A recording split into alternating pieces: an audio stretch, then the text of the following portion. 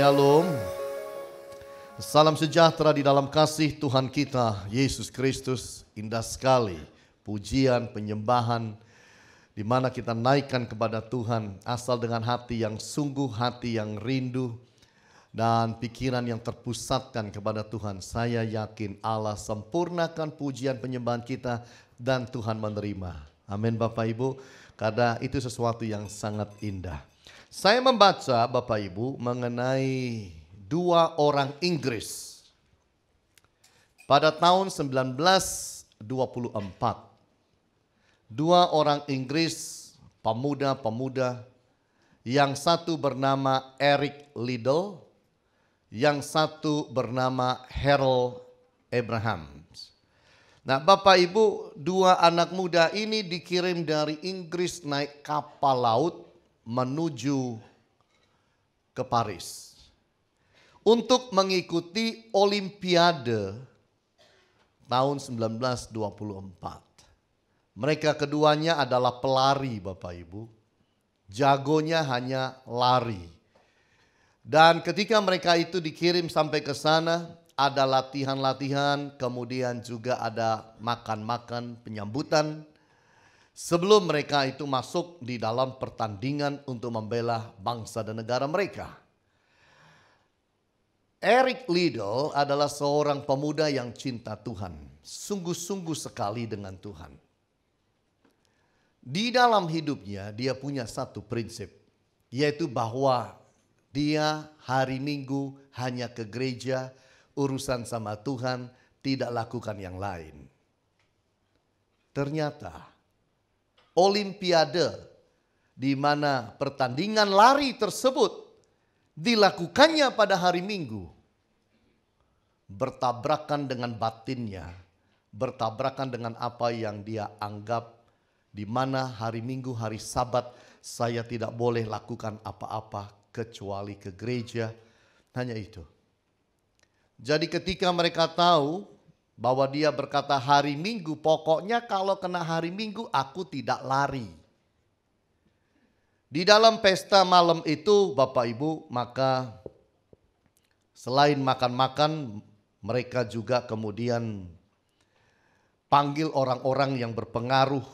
Contohnya seorang kaya yang bernama Birkenhead dan juga seorang lagi namanya Cadogan. Dua orang kaya terhormat untuk bicara dengan Eric Liddell. Untuk membujuk rayu supaya Eric mau lari hari Minggu.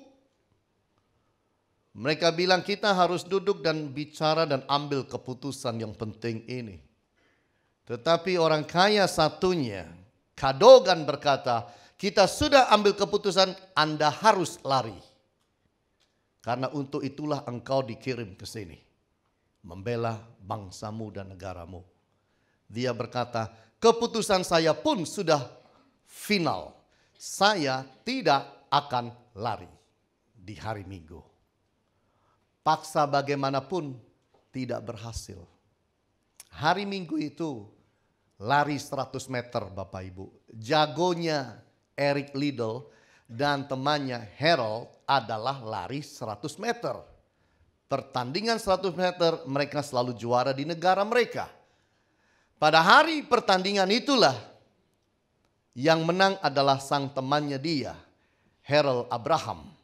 Dia menang dan mendapatkan medali emas. Di mana Eric? Eric ada di gereja. Nyanyi, nyembah, bahkan Eric khotbah. Dari Yesaya Fatsal 40, terbang tinggi bagaikan Raja Wali. Itu menjadi khotbah dia.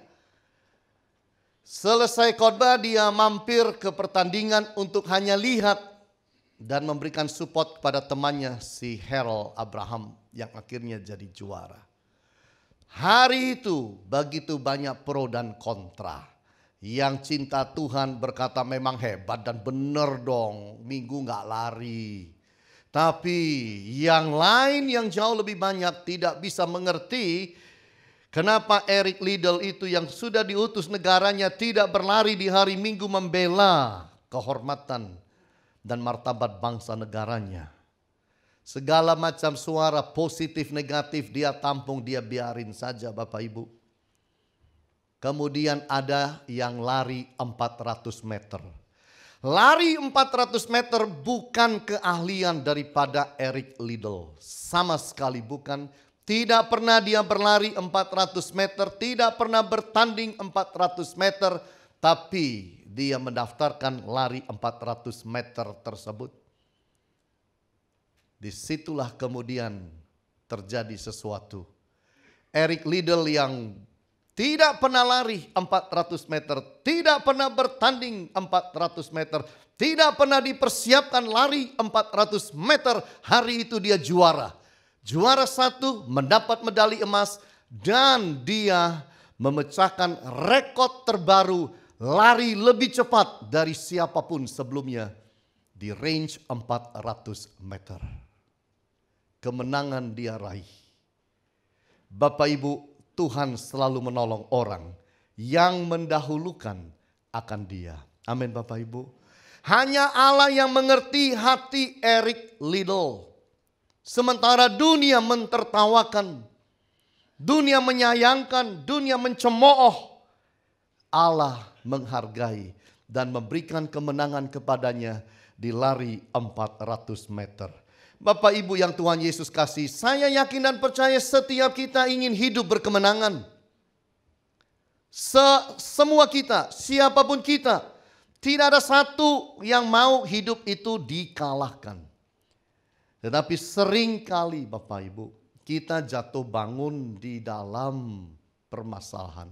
Seringkali kita jatuh bangun dalam kehidupan kita, baik dalam kehidupan berumah tangga, dalam kehidupan bisnis, hidup sosial kita. Ketika godaan-godaan mulai mendatangi hidup kita, berapa banyak kita yang kadang-kadang selalu jatuh bangun di dalam kesalahan, di dalam dosa. Hari ini saya ingin bicara mengenai the winner. Be a winner. Tuhan mau saudara dan saya menjadi seorang pemenang. Tuhan inginkan di dalam hidup saudara dan saya, kita menjadi pemenang. Bapak Ibu yang Tuhan Yesus kasih, hari ini kita akan belajar bagaimana caranya supaya hidup kita lebih memastikan kita menjadi seorang pemenang. Yang sudah hidup menjadi pemenang, bagaimana kita pelihara supaya tetap hidup berkemenangan. Dan kalau saudara memperhatikan kebenaran firman ini baik-baik, saudara mendengar dengan sungguh-sungguh, menyimpan firman di dalam hidup saudara, engkau keluar dari sini, engkau menjadi seorang pemenang. Keluar dari sini, engkau mampu menghadapi tantangan dunia. Saudara keluar dari tempat ini, engkau mampu menghadapi berbagai macam godaan hidup. Karena Tuhan menganugerahkan kemenangan di dalam kehidupan ini. Nah, bagaimanakah kita persiapkan diri menjadi seorang pemenang? Nomor 1 Bapak Ibu, kita harus menjadi orang-orang yang disebut memiliki kewaspadaan. Be alert. Jadi orang yang waspada. Jadi orang yang berjaga-jaga. Jadi orang yang tidak tertidur. Jadi orang yang selalu siaga satu dalam hidup. Waspada. Satu ayatnya di dalam 1 Petrus pasal yang kelima. Pada ayatnya yang ke-8 dikatakan, sadarlah dan berjaga-jagalah. Lawanmu si iblis berjalan keliling sama seperti singa yang mengaum-ngaum dan mencari orang yang dapat ditelannya. Saya baca sekali lagi karena inilah ayat yang menjadi ayat kunci daripada kebenaran firman pada hari ini. Sadarlah dan berjaga-jagalah. Lawanmu si iblis berjalan keliling sama seperti singa yang mengaum-ngaum dan mencari orang yang dapat ditelannya.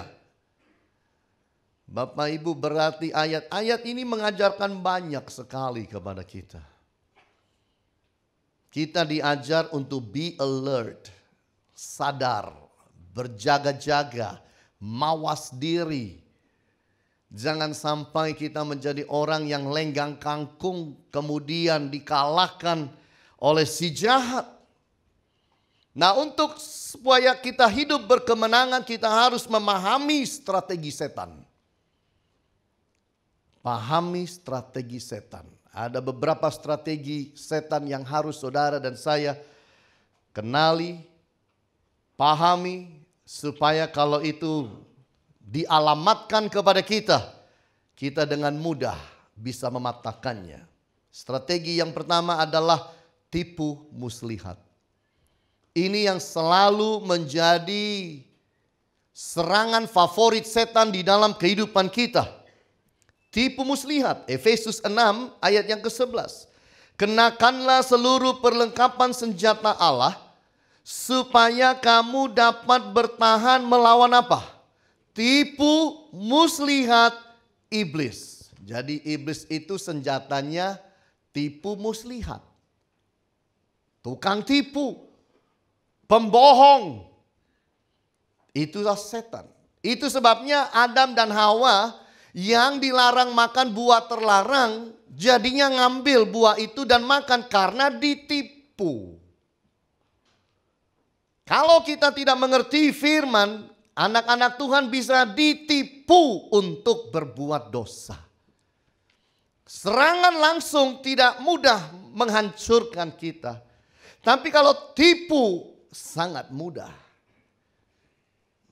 Di dunia bisnis itu Bapak Ibu bisa tahu. Orang yang dirampok itu gak banyak. Tapi orang yang dicak banyak. Orang yang dibohongi, orang yang gak dibayar, orang yang ditipu mentah-mentah, manis. Jadi strategi tipu menipu itu memang sudah dipakai setan dari manusia yang pertama. Dia udah pakai ini. Nah yang kedua, dia itu pembunuh. Kerjanya suka membunuh. Di dalam Yohanes 8:48 dikatakan, iblislah yang menjadi bapamu dan kamu ingin melakukan keinginan-keinginan bapamu.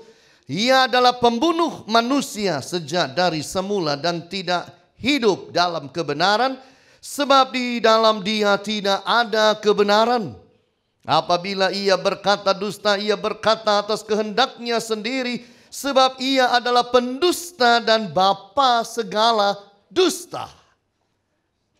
Dikatakan dia adalah pembunuh. Manusia itu baru 4. Adam dan Hawa punya 2 anak, Kain dan Habel. Sudah terjadi pembunuhan. Karena adalah si setan yang datang menguasai Kain untuk membunuh Habel.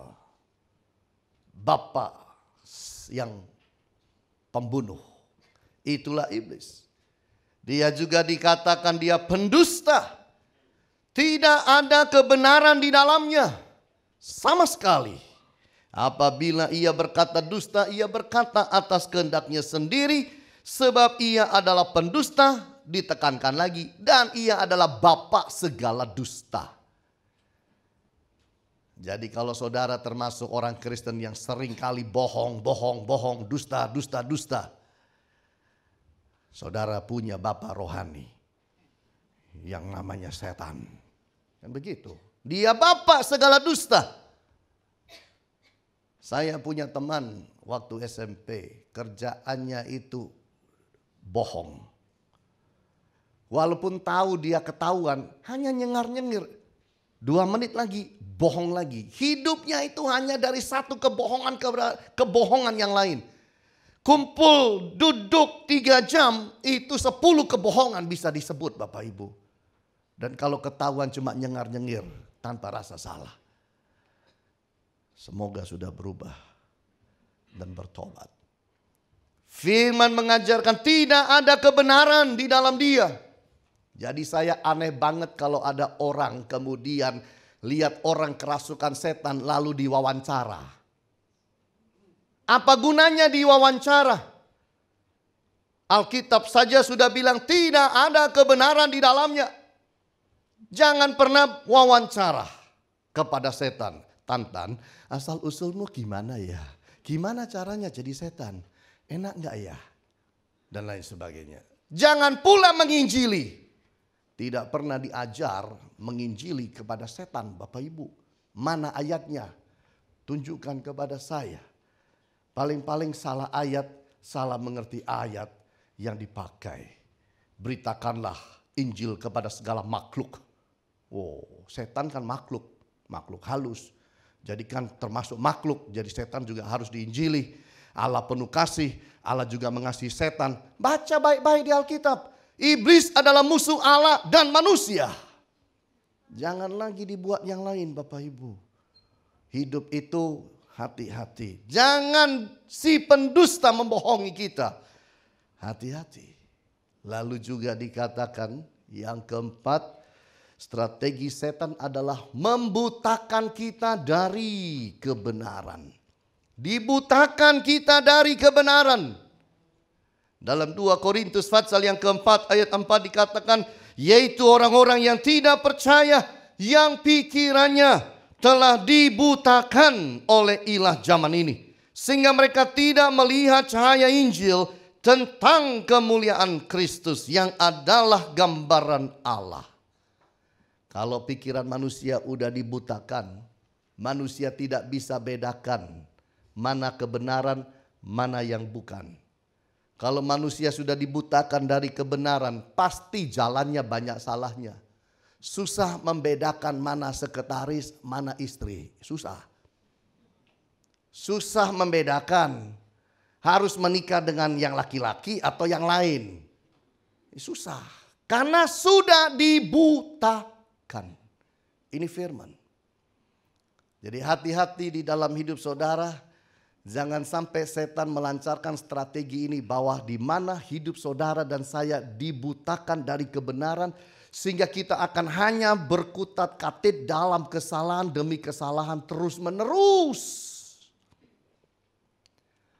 Lalu yang kelima, strategi setan yang kelima. Dia adalah provokator pemberontakan. Dia yang membuat orang gampang memberontak. Efesus 2 ayat 2. Kamu hidup di dalamnya karena kamu mengikuti jalan dunia ini. Karena kamu mentaati penguasa kerajaan angkasa. Yaitu roh yang sekarang sedang bekerja di antara orang-orang durhaka.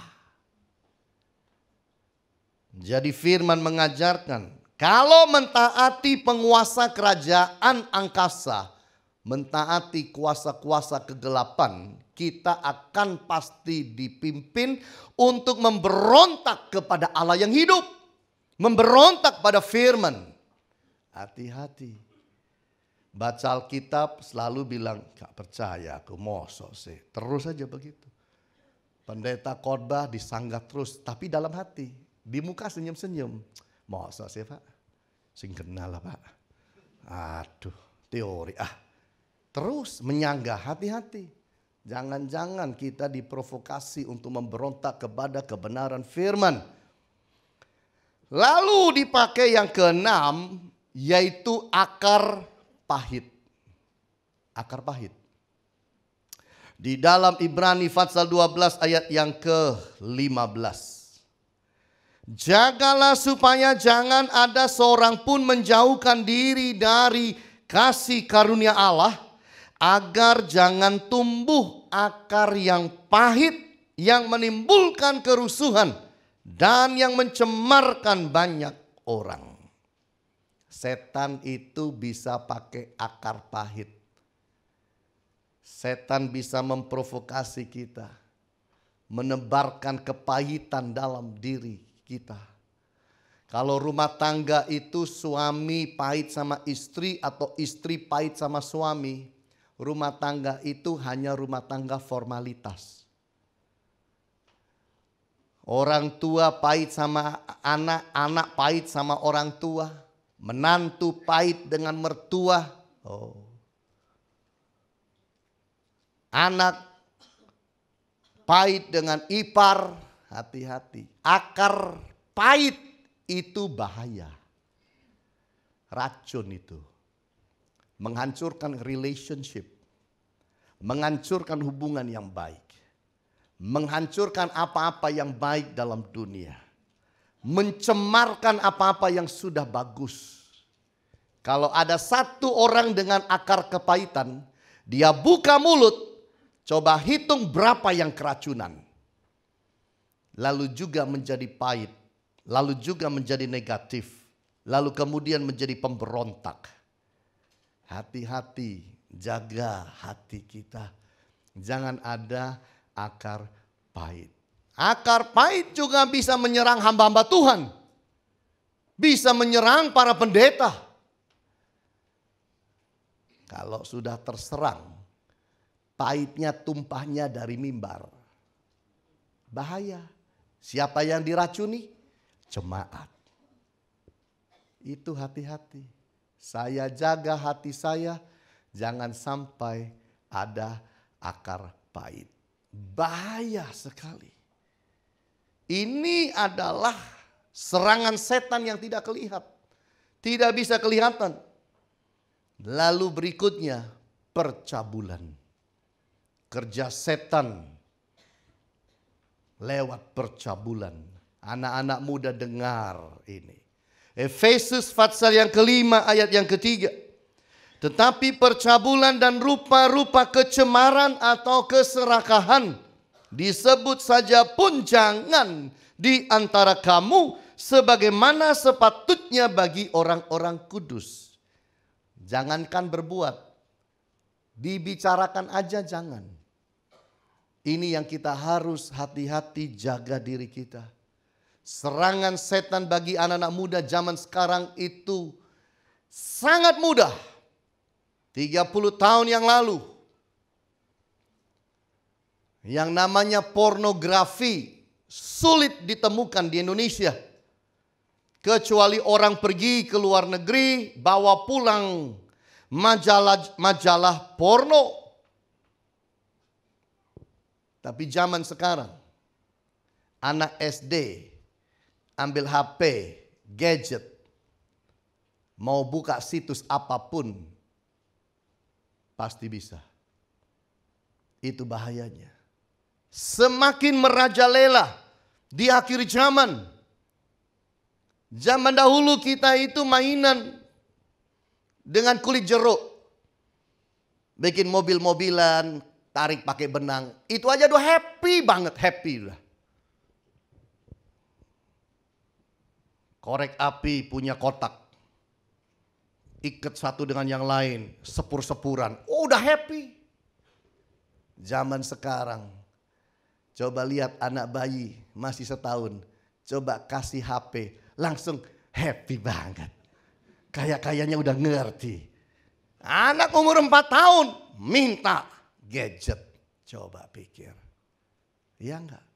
Dulu kita bilang orang tua bisa kunci yang namanya website yang porno. Saya mau tanya, orang tua mana bisa kunci lagi supaya anaknya tidak bisa lihat? Dikunci di komputer, dibuka di gadget. Mana bisa? Tidak dikasih gadget, pinjam punya teman. Pergi ke warnet, cari gratisan. Banyak. Hati-hati. Makanya orang tua harus mendoakan anak-anaknya tiap hari. Jangan cuma doa buat bisnis, Pak. Doain anak saudara tiap hari, sebut namanya. Sebut nama itu baik dan penting, apalagi kalau sudah tua, supaya jangan sampai lupa. Anakmu namanya siapa? Siapa ya? Nih, Koko namanya siapa? Waduh. Kalau gini kan repot. Iya kan? Jadi orang tua harus doakan anaknya. Pagari bentengi anaknya. Bawa anak itu beribadah. Supaya tidak gampang diserang. Lalu yang ke-8, strategi daripada setan adalah menyerang kita saat kita lengah. Saat saudara dan saya lengah, tidak berjaga-jaga, tidak hati-hati, dia serang kita. Lukas 4 ayat 13. Sesudah iblis mengakhiri semua pencobaan itu, ia mundur daripadanya dan apa? Menunggu waktu yang baik. Yesus dicobai 3 kali Bapak Ibu. Ketika setan gagal menjatuhkan Yesus lewat pencobaan-pencobaannya, dikatakan iblis mundur. Bukan mundur selamanya. Dia mundur untuk menunggu waktu yang baik. Saya ingin beritahu saudara, kalau Yesus saja setan mundur lalu mengamat-amati untuk menunggu waktu yang baik, apalagi saudara dan saya. Ditunggulah kapan kita lengah. Di situ dia akan serang kita. Kenapa Daud jatuh dalam dosa yang besar? Lengah, diserang. Kapan Yesus itu diserang kembali oleh setan? Pada saat Yesus bilang kepada murid-murid, dia harus naik kepada salib, dia harus mati dan bangkit. Petrus bilang apa? Dijauhkan dari semua itu. Allah menjauhkan itu dari engkau. Apa jawab Yesus? Hai setan, pergilah. Pinjam bibirnya Petrus untuk menghalangi Yesus naik ke atas kayu salib. Itulah waktu terbaik yang ditunggu untuk menyerang Yesus kembali. Tapi Yesus siaga. Hati-hati. Supaya jangan kita diserang pada waktu kita lengah. Hati-hati. Berikutnya yang ke-9, setan itu kerjanya apa? Mencuri firman. Kalau manusia itu kan cuma hidup kadang-kadang mencuri kesempatan, mencuri popularitas, mencuri start, mencuri uang, mencuri pasangan orang lain. Tapi kalau setan itu kerjanya mencuri firman. Matius 13 ayat 19 dikatakan, kepada setiap orang yang mendengar firman tentang kerajaan sorga, tetapi tidak mengertinya, datanglah si jahat dan merampas yang ditaburkan dalam hati orang itu. Itulah benih yang ditaburkan di pinggir jalan. Kuncinya di sini di mana? Tidak mengerti. Saudara bisa datang ke gereja, dengar firman, tidak mengerti. Jangan bangga kalau tidak mengerti. Itu artinya sudah terjadi pencurian. Kalau tidak mengerti dikatakan dia akan rampas apa yang ditaburkan dalam hati dan dibawa pergi. Kerjaan setan mencuri firman. Jangan bangga.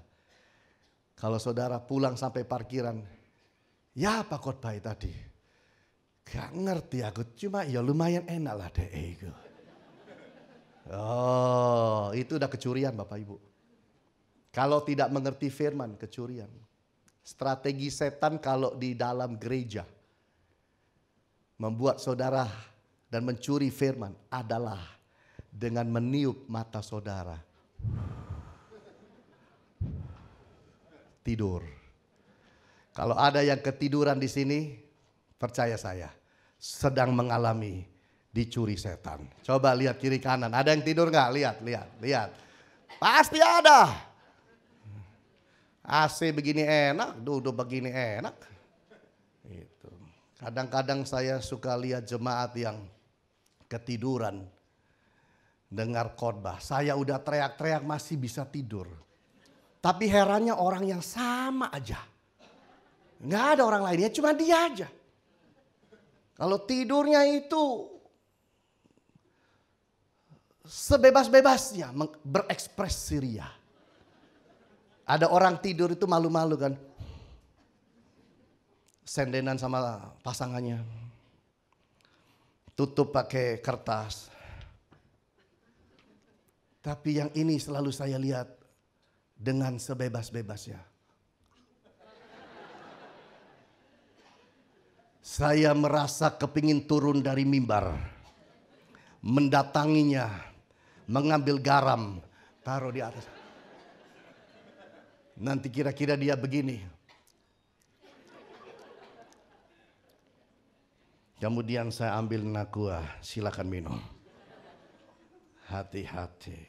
Kalau ada yang sedang tidur saat ini, Anda sedang dicuri kebenaran dari hidup Anda. Masa heran saya kalau nonton film 2 jam itu begini saudara. Mau ke toilet pun tidak jadi saudara. Eman. Nanti aja. Begitu. Diajak ngomong pun jangan rame, jangan. Rasanya kalau berkedip mata itu rugi. 1.000 rupiah. Tapi kalau di gereja itu ngantuan, hati-hati. Di sini nggak ada, coba saya periksa. Sudah ngomong begini lama masih ada, perlu doa kelepasan. Nah, Bapak Ibu yang Tuhan Yesus kasih, hati-hati firman dicuri dari hidup. Yang ke-10 penderitaan. Setan itu bisa masuk lewat penderitaan. Apa-apa yang terjadi dalam kehidupan kita. Matius pasal 13 ayat 20-21. Benih yang ditaburkan di tanah yang berbatu-batu ialah orang yang mendengarkan firman itu dan segera menerimanya dengan gembira. Tetapi ia tidak berakar dan tahan sebentar saja. Apabila datang penindasan atau penganiayaan karena firman itu, orang itu pun segera murtad. Datang penindasan dan penganiayaan. Kadang-kadang setan kerja lewat itu. Buat apa lu jadi Kristen? Kalau Kristen memang hebat, kenapa Tuhan tidak tolong kau? Percuma kan ke gereja? Percuma kan bayar perpuluhan? Percuma kan dekat sama pendeta? Percuma kan melayani? Lihat siapa yang tolong kau waktu kau menderita. Hati-hati dia serang kita waktu kita menderita. Hati-hati. Istri Ayub jatuh duluan. Hilang semua. Anak 10 hilang dalam sehari. Kekayaan hilang dalam sehari. Lalu kemudian Ayub menjadi orang yang sakit. Dan bisulnya segede genggaman tangan, seluruh badan. Istri Ayub bilang, masih maukah kamu bertahan dalam kesalehanmu? Kutukilah Allahmu dan matilah. Gak kuat terhadap tekanan, penindasan, penderitaan. Gak kuat. Mau mengutuki Allah. Suruh Ayub kutuki Allah. Bapak Ibu yang Tuhan Yesus kasihi. Di tengah-tengah kita bisa alami berbagai macam tekanan-tekanan dalam hidup. Tetap harus bilang, aku akan setia kepadamu sampai kapanpun ya Tuhan. Amin. Ini yang harus kita pegang. Dolar mau naik. Bingung hidup ini, mau pegang dolar, mau pegang yuan. Bingung kan? Kalau bingung, pegang Alkitab. Baca Alkitab kalau lagi bingung. Ya, Tuhan tolong semua kita. Lalu kita harus juga kalau bicara berjaga-jaga dan waspada, kita harus membentengi diri. Bagaimana kita membentengi diri? Bentengi dengan firman. Bentengi diri kita dengan firman. Matius pasal yang keempat, pada ayatnya yang keempat, ayat yang ke-7 dan ayatnya yang ke-10 dikatakan Yesus menghadapi setan itu dengan firman. Yesus menjawab, ada tertulis manusia hidup bukan dari roti saja, tetapi dari setiap firman yang keluar dari mulut Allah. Ada tertulis. Ayat 7. Yesus berkata kepadanya, ada pula tertulis, janganlah engkau mencobai Tuhan Allahmu. Ada tertulis. Yang ketiga, Ayat 10. Maka berkatalah Yesus kepadanya, enyahlah iblis, sebab ada tertulis, engkau harus menyembah Tuhan Allahmu dan hanya kepada Dia sajalah engkau berbakti. 3 kali ada tertulis, ada tertulis, ada tertulis. Itu hanya menekankan bahwa Yesus pegang yang namanya firman dalam hidup. Meskipun Dia adalah sang logos, sang firman. Tapi dalam hidupnya sebagai manusia dia pegang firman.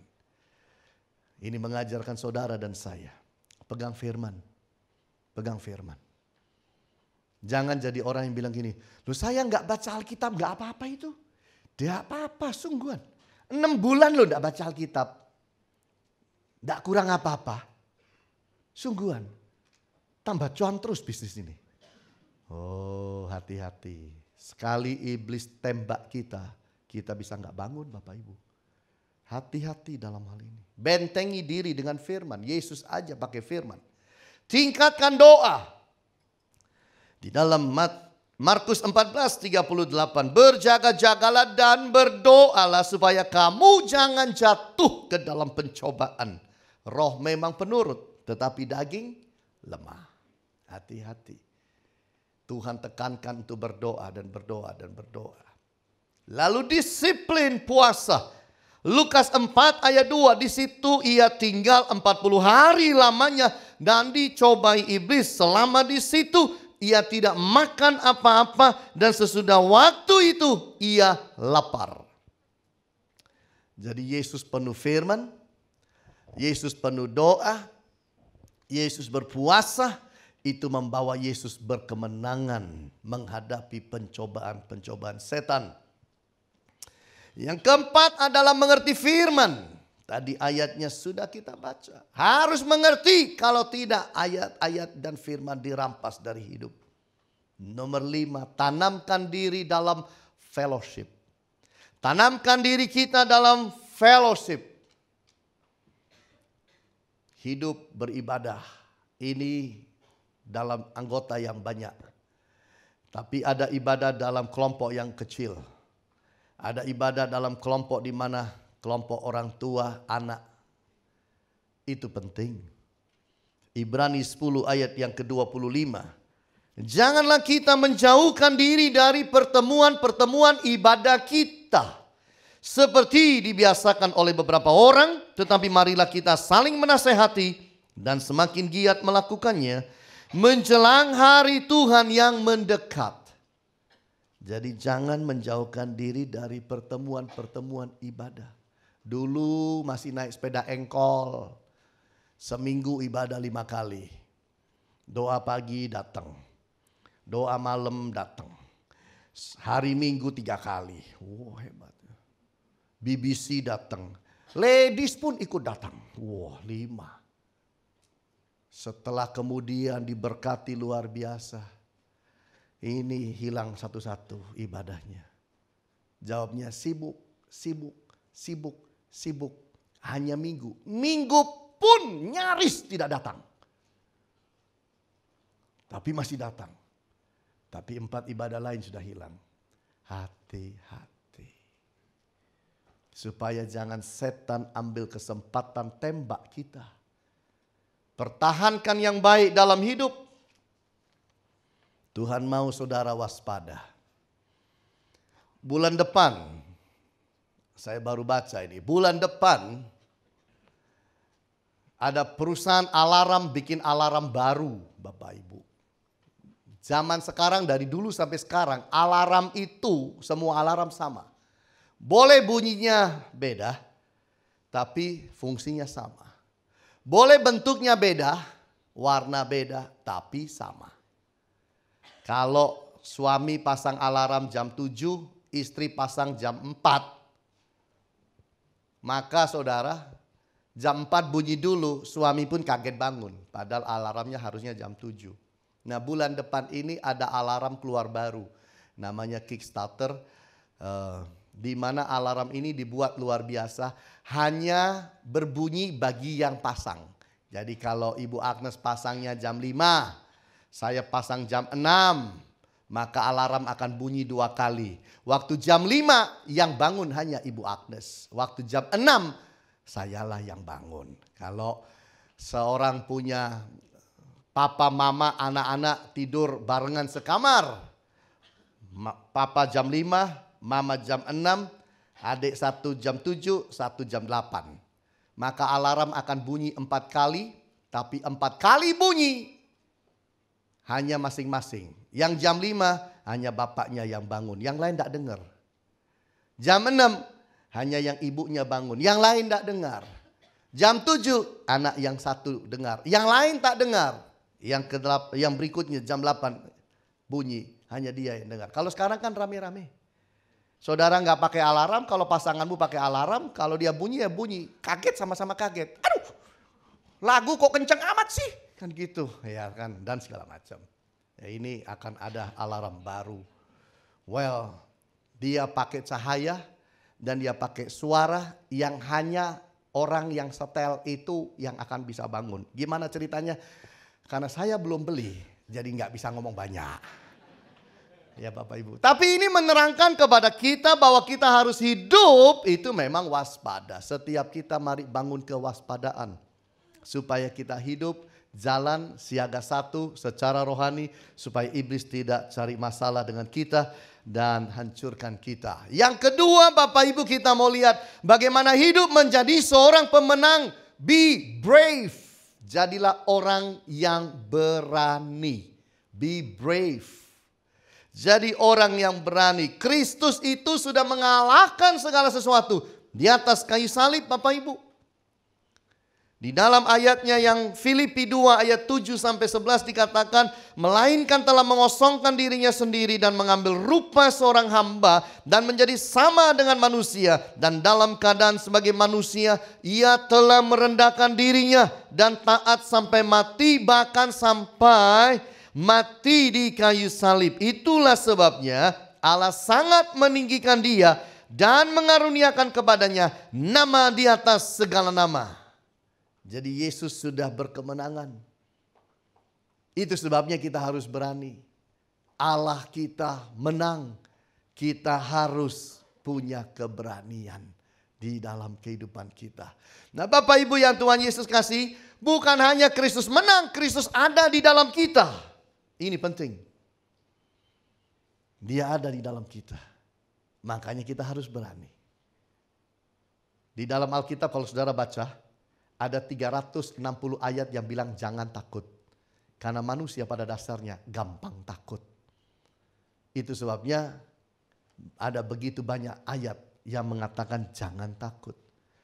Bapak Ibu, roh pemenang itu ada dalam kita. 1 Yohanes pasal yang keempat, ayatnya yang keempat. Kamu berasal dari Allah anak-anakku dan kamu telah mengalahkan nabi-nabi palsu itu. Sebab roh yang ada di dalam kamu lebih besar daripada roh yang ada di dalam dunia. Amin. Roh yang lebih besar, roh Kristus ada dalam kita. Kenapa takut sama roh-roh yang ada di luar? Alkitab bilang roh-roh yang ada di luar adalah roh-roh yang lemah, roh-roh yang miskin. Kenapa kita mendapat roh Kristus? Kok kita jadi takut? Sampai kadang-kadang ke toilet pun aja 2 pembantu dibawa. 1 ikut masuk, 1 di luar. Tidur tidak berani gelap. Buka lampu semua. Jalan ketemu rumah yang sudah lama tidak pernah dihuni. Tiba-tiba jalannya jadi lebih cepat. Seolah-olah ada yang kejar. Lewat pohon besar. Amit mbak, amit. Ntar kalau disautin justru lari. Jangan Bapak Ibu. Roh yang di dalam kita lebih besar dari semua roh yang ada di luar kita. Bahkan dikatakan kita adalah lebih daripada pemenang. Kita diciptakan untuk menang.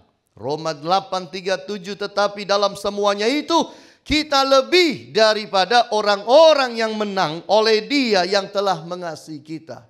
Karena kita percaya Allah mengasihi kita. Kita tahu kemenangannya diberikan kepada kita. Kita adalah para pemenang. Lalu kita diperintahkan melawan iblis. Yakobus 4 ayat 7. Karena itu tunduklah kepada Allah dan lawanlah iblis. Maka ia akan lari daripadamu. Jangan dibalik. Maka kita yang lari daripadanya. Dia yang harus lari dari kita. Tapi belajar menundukkan diri pada otoritas Allah. Belajar menundukkan diri kepada otoritas firman. Belajar untuk mempunyai satu fellowship yang kuat dengan Kristus. Lalu lawanlah iblis. Firman berkata, lawanlah iblis Bapak Ibu. Tidak pernah kita disuruh berkenalan. Interview. Nggak pernah ada. Ajak ngomong baik-baik. Nggak pernah ada. Lawanlah iblis. Maka ia akan lari daripadamu. Ini Bapak Ibu. Ini yang harus kita pegang. Kita ditentukan jadi pemenang. 1 Yohanes 5 ayat 4. Sebab semua yang lahir dari Allah mengalahkan dunia. Dan inilah kemenangan yang mengalahkan dunia. Apa Bapak Ibu? Iman kita. Hidup di dunia itu pakai iman. Amin. Iman. Sebelum ada duit sudah ada iman. Saya tidak bilang duit tidak penting. Tapi saya bilang iman lebih penting. Sebelum ada duit sudah ada iman. Adam dan Hawa beriman kepada Allah. Amin. Adam dan Hawa beriman kepada Allah. Sebelum ada duit sudah ada iman. Setelah duit tidak ada, hari kiamat musnah semua. Iman masih ada. Makanya pegang iman.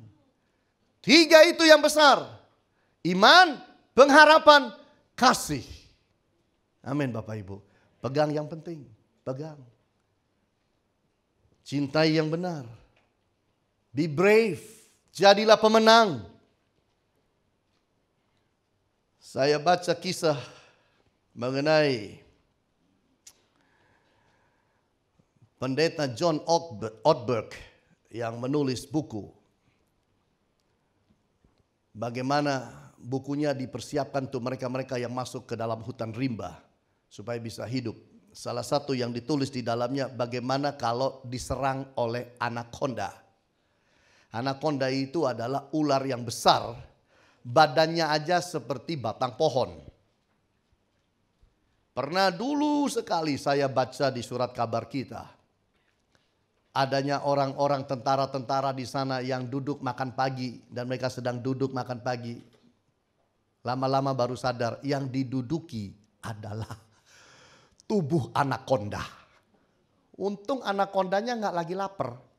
Mungkin begitu. Nah dia menceritakan bagaimana kalau Anda diserang anaconda. Nomor 1, kalau anaconda itu serang saudara, berhadapan dengan saudara, jangan lari karena anaconda larinya lebih cepat dari kita. Dia merayap lebih cepat di hutan dari kita. Nomor 2, langsung berbaring. Telentang menghadap ke langit. Nomor 3, tangan ditaruh di samping sambil telentang. Kaki rapet. Nomor 4, anaconda akan mulai menaiki tubuh Anda. Nomor 5, jangan panik. Cari nih. Jangan panik kalau tubuh Anda dinaikin anaconda. Nomor 6. Anaconda itu punya kebiasaan. Dia akan telan manusia itu bukan dari kepala ke kaki. Dari kaki naik ke kepala. Jadi dia akan cari dan mulai dari kaki saudara. Yang saudara tutup rapat tadi. Lalu dia mulai buka mulutnya. Masuk, masuk, masuk. Selutut masuk. Diam saja. Jangan pula bahasa roh keras-keras. Diam, tenang. Dan kalau di tubuh saudara sudah masuk dalam mulut anaconda sampai di pinggang. Sudah dekat, sudah di pinggang. Dikatakan yang ke-8. Dengan gerak cepat. Saudara robek bibirnya dengan pisau. Kemudian tancap kepalanya. Lalu keluarkanlah dirimu dari anakonda tersebut. Ini orang-orang ahli yang ngajarkan.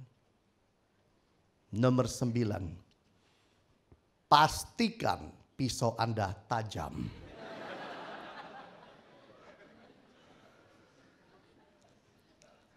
Nomor 10. Ini sangat penting. Pastikan punya pisau. Maka Anda bisa lepas dari anakonda. Bapak Ibu, ini buku benar-benar ditulis untuk menolong orang-orang masuk ke dalam hutan belantara yang ada di Amerika Latin sana, Bapak Ibu, supaya kalau seandainya mereka berjumpa anakonda, mereka selalu waspada. Tapi bukan hanya waspada, harus berani. Kalau sudah waspada, berani. Jalan keluarnya kita pasti hidup berkemenangan. Di dalam dunia ini, waspada. Jalan dari hari ke hari, Senin, Selasa, Rabu, Kamis, Jumat, Sabtu, Minggu, waspada. Dan kita harus pegang firman dalam hati dan hidup. Be brave, berani. Maka kemenangan menyertai kita. Tuhan Yesus berkati saudara. Haleluya. Amin.